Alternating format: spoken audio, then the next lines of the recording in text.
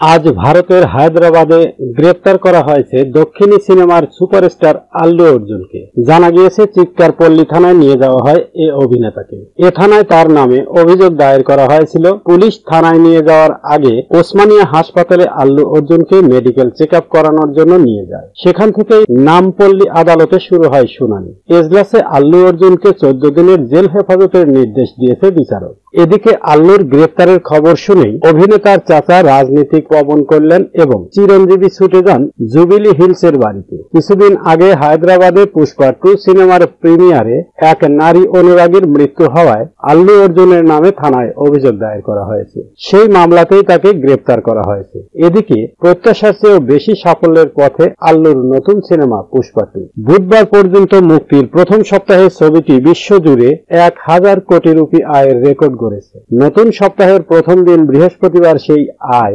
1050 কোটি রুপি ছাড়িয়েছে।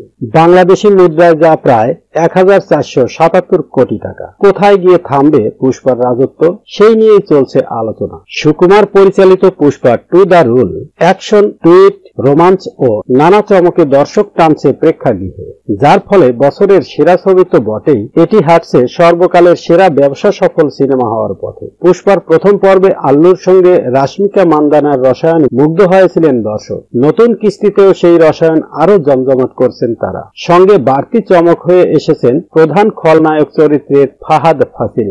এছাড়াও গুরুত্বপূর্ণ ভূমিকায় আছেন জগাপতি বাবু, রাও রমেশ, সুনীল, অনুসুয়া ভারদ্বাজ এবং ধনঞ্জয়। এইসব তারকাদের উপস্থিতিতে পুষ্পা 2 হয়ে উঠেছে দারুণ এক সিনেমা, যার প্রভাব দেখা যাচ্ছে বক্স অফিসে। ছবিটি 5 ডিসেম্বর তেলেগু, হিন্দি, তামিল, মালায়ালাম এবং কান্নাড়া ভাষায় মুক্তি পেয়েছে ভারতে। সব ভাষাতেই দর্শকদের উন্মাদনায় রয়েছে ছবিটি। পাশাপাশি বিশ্বজুড়েও এটি দর্শকদের হৃদয় জয় করেছে। স্বাভাবিকভাবেই বক্স অফিসে নতুন রেকর্ড সৃষ্টি করেছে পুষ্পা 2।